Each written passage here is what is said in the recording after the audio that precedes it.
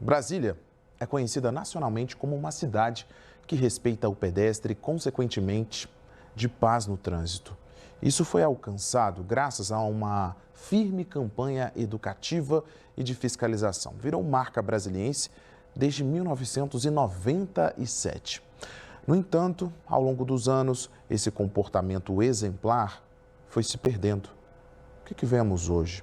Faixas apagadas, pedestres e ciclistas sendo atropelados e mortos e o pior, motoristas que matam e fogem. Esse comportamento irresponsável coloca em risco a vida de todos no trânsito. Para reduzir essa violência, especialistas sugerem várias medidas, como o aumento da fiscalização, campanhas contínuas de conscientização e infraestrutura adequada. Tudo isso para promover uma cultura de respeito e responsabilidade no trânsito. O brasiliense está se perdendo diante de casos revoltantes de violência nas pistas. E a gente não pode deixar a nossa marca se apagar. Em menos de 15 dias, pelo menos 5 pessoas morreram atropeladas aqui no DF. Uma série de acidentes graves de trânsito causados por imprudência ou falta de sinalização adequada. E hoje o Bom Dia DF vai destacar esses casos para debater com você aí do outro lado da tela sobre insegurança no trânsito. Por isso, participe aí da nossa discussão pelo WhatsApp. A Luísa Doyle, minha parceira aqui no estúdio, está em Taguatinga, onde uma mulher de 38 anos foi atingida por um ônibus bem em cima da faixa de pedestres. Luísa, como é que aconteceu esse acidente, hein? Oi, Fred. Pois é, uma sequência, de tristes casos, atropelamentos aqui no Distrito Federal. Esse foi ontem, aqui no centro de Taguatinga. A gente está aqui, eu, Clerton Cruz, Altacete Batista, a gente vai mostrar. Foi bem nesse ponto aqui. A gente tem a Praça do Relógio, ali mais adiante, então é um pouco aqui depois da Praça do Relógio, no sentido EPTG. A gente ainda consegue ver alguns restos aqui, do material aí do ônibus que ficaram quebrados, partes do ônibus que ainda estão aqui no asfalto. Tem um sinal de trânsito aqui ao lado. Essa faixa ela é exclusiva para os ônibus, mão e contramão. Então a gente vê o ônibus que está ali, esse azul está vindo da EPTG. Esse outro que vai passar aqui agora da Marechal está indo para a EPTG. E aí tem esse sinal bem aqui. Foi nesse ponto que houve esse atropelamento. Tem as outras faixas paralelas ao redor que passam os carros, ônibus passam nelas também, mas essa faixa é exclusiva para os ônibus. Esse acidente foi pouco antes da 1 da tarde, então nessa faixa central, exclusiva para os ônibus, viaturas dos bombeiros e um helicóptero foram acionados para esse socorro. O helicóptero pousou aqui no canteiro central. A vítima estava em parada cardiorrespiratória. Depois de mais de 1 hora de tentativa de reanimação, a pedestre morreu aqui mesmo no local. O motorista do ônibus tem 57 anos e não se machucou. A empresa Viação Catedral, responsável pelo ônibus, disse que o motorista trafegou dentro das normas de trânsito no momento do acidente e que a pedestre atravessou a via sem observar o fluxo de veículos e que o sinal estava verde para o ônibus. Isso segundo a empresa Catedral. Claro que tudo será apurado, investigado, as condições aí desse acidente, o que aconteceu. Realmente tem um sinal de trânsito aqui ao lado, a gente não sabe se ele estava vermelho, se ele estava verde. A empresa diz que estava verde para o ônibus e que o motorista fez tudo corretamente, de acordo com as regras, e que a pedestre atravessou sem prestar atenção. Essa mulher, então, de 38 anos, que morreu aqui no local. Esse foi um dos atropelamentos fatais aí recentes. Ontem mesmo teve um outro atropelamento com morte, ontem de manhã, lá na Épia Norte, perto do Taquari. A gente tem imagens, as câmeras do DR flagraram o momento exato desse acidente. O carro estava trafegando ali na Épia e aí ele tentou atravessou a pista, na verdade. Ele estava na faixa mais à esquerda e atravessou a pista para pegar o acesso para o Taquari. Então ele passa ali na frente dos veículos e na hora que ele vai entrando nesse acesso, tinha um homem atravessando. Ele cruzou ali, não viu esse homem atravessando, o homem que estava atravessando também não percebeu esse movimento do carro e foi atingido. Quando os bombeiros chegaram, o homem estava já em parada cardiorrespiratória. A equipe tentou reanimá-lo por cerca de 1 hora, mas ele morreu no local. Ele tinha 63 anos. Segundo a Novacap, a vítima estava a serviço da empresa, era contratado pela Novacap para fazer uma roçagem. A gente consegue ver, inclusive, nas imagens, os colegas deste homem que já estavam ali no canteiro central, no gramado. Na hora em que ele é atingido, eles percebem isso e saem correndo na pista, né, desesperados, porque viram um colega ser atropelado. O carro era dirigido por uma mulher que, segundo a polícia, tem 35 anos. Ela ficou no local aguardando o socorro da vítima.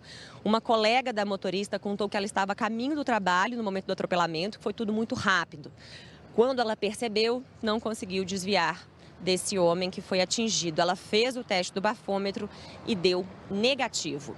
Um outro atropelamento que aconteceu foi na QNP 11 de Ceilândia. Ontem também, no começo da tarde, olha só, 3 atropelamentos ontem. Nesse caso, uma mulher que estava com 2 filhos pequenos foi atingida de leve por um carro branco. De acordo com testemunhas, ela atravessou correndo na faixa de pedestres. O motorista do carro freou, mas a mulher e uma das crianças que estavam no carrinho caíram bem na frente do carro. Elas foram socorridas por uma equipe do SAMU e levadas para o Hospital Regional de Ceilândia, nesse caso sem gravidade. O motorista do carro tem 41 anos, não se machucou e também aguardou a chegada da perícia, ficou ali, prestou socorros no local. Fred, muitos casos, né? 3 casos só ontem, 2 atropelamentos fatais e esse outro que, ainda bem, né, foram apenas ferimentos leves, mas chama muito a atenção esses casos todos aqui. Pois é, Luísa, o que o brasiliense deseja, né, é estar no trânsito de forma tranquila, segura. Mas desde o começo do ano, a gente vem mostrando acidentes graves, não dá para continuar desse jeito. Você já falou dos acidentes só de ontem e vamos relembrar os acidentes que ocorreram na semana passada.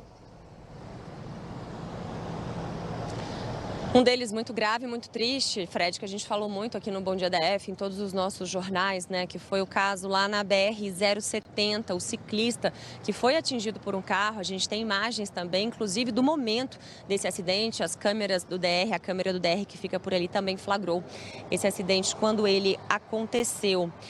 Tiago Gonçalves de Oliveira tinha 38 anos e foi atingido pelo carro ali na BR-070. Ele saiu para pedalar na Floresta Nacional de Brasília, estava voltando para casa e aí foi atropelado no acostamento. Ele estava pedalando no acostamento. A 070 é uma pista que não tem ciclovia, não tem ciclofaixa, então muitos pedestres, muitos ciclistas, na verdade, usam esse acostamento para pedalar. É uma situação corriqueira que a gente vê ali. Ele estava no acostamento e foi atingido por esse carro. O motorista, Andeilson de Jesus de Souza, foi preso no último sábado. Ele foi indiciado por homicídio com dolo eventual, quando a pessoa assume o risco de matar. O advogado dele afirmou que Andeilson foi embora depois do atropelamento porque ficou com medo da reação das pessoas. Ele não prestou socorro. Ele atropelou o Tiago e fugiu sem prestar socorro. Inclusive, estava sendo considerado foragido. A polícia procurou e aí depois, no último sábado, então, ele se entregou à polícia. Teve um outro atropelamento também de ciclista no Paranoá, no sábado. Foi um adolescente nesse caso. Ele tem 15 anos de idade. Foi atingido por uma caminhonete, levado em estado grave para o Hospital Regional do Paranoá. A motorista da caminhonete é uma mulher de 40 anos, não se feriu e ficou no local durante o atendimento do jovem. Prestou socorro ali no local. A Polícia Militar afirmou que a mulher não apresentava sinais de embriaguez e investiga as causas do acidente. Na segunda-feira, a família desse menino de 15 anos disse que ele teve que passar por uma cirurgia para retirar um rim. Mais um ciclista também, mais um caso que a gente fala, dessa vez no Guará. E aí foi na sexta-feira à noite. Um ciclista de 50 anos foi levado para o hospital depois também de ser atropelado por um carro. Nesse caso foi na QE 24, perto da estação do metrô, lá no Guará. E segundo o Corpo de Bombeiros, a vítima foi levada para o hospital de base com ferimentos leves e dores pelo corpo. Já o motorista do carro, de 35 anos, não se feriu. Olha só quantos casos, né? Só nesses últimos dias, 3 deles fatais. O do Tiago, ciclista da BR-070, dessa mulher de 38 anos aqui no centro de Taguatinga ontem, e ontem também o caso desse trabalhador que prestava um serviço de roçagem para Nova Cap, lá na Épia Norte, muito triste. E a gente tem números também que foram passados para a gente, né? Olha só, de acordo com o levantamento da nossa produção, na verdade, a nossa produção pegou esse levantamento de dezembro de 2024 a janeiro de 2025 agora, pelo menos 9 pessoas foram vítimas de atropelamento e 5 delas morreram. Então, a maioria morreu porque, claro, quando a gente fala de um atropelamento de pedestre ou de ciclista, são vítimas muito vulneráveis, né? Que estão ali muito expostas. Por isso que a gente sempre fala que o maior tem que cuidar do menor sempre que possível, porque são as pessoas, né? As vítimas, os elementos ali mais frágeis do trânsito, claro, são os pedestres e os ciclistas que não têm nenhuma proteção ou muito pouca proteção, no caso de um capacete ou de algum equipamento. Mas quando acontece um acidente, tende a ser muito grave e algo tem que ser feito, como você falou, né, Fred? A gente junta muitos fatores nesses casos. Em alguns casos é a imprudência, em alguns casos é a via. No atropelamento de Ceilândia, por exemplo, que a gente falou aí de ontem, né? Que foi a mãe e os 2 filhos foram atropelados ali na QNP 11 de Ceilândia. Não sei se dá para jogar a imagem aí novamente. A gente tinha uma faixa de pedestres, mas completamente apagada. Tinha uma faixazinha pintada só e as outras apagadas. Aí tinha uma placa ali no local. Mas é claro que isso dificulta muito que o motorista consiga enxergar que ali é uma faixa de pedestres. O pedestre está vendo que ele é uma faixa de pedestre, quer atravessar. Mas o motorista não consegue ver, porque falta pintura. Então é muito importante que isso tudo esteja muito bem sinalizado, muito bem direcionado ali no trânsito, né? Para que realmente não tenha essa questão, e aí tem que juntar com a prudência, com a responsabilidade, tanto de motoristas, quanto de pedestres, quanto de ciclistas, de todos que usam o trânsito, para que a gente evite casos tão tristes como esses aí que a gente acabou de mostrar, Fred. Tá certo, Luísa. Como a gente abriu aí, né, nosso WhatsApp para o pessoal de casa participar, falar um pouco a respeito deste assunto, vou dividir tela aí com você, então, sobre o que o pessoal está falando. Eu vou destacar, Luísa, você está em Taguatinga e tem 2 mensagens sobre a Hélio Prates, ali logo pertinho aí de onde você está, né? O Bento Romualdo está falando o seguinte aqui, ó, desculpa, a Graziele. Ela está falando assim: depois das obras da Hélio Prates, ficamos com uma faixa de pedestre que leva para o meio da pista, na altura do Tagua Center. O risco é grande.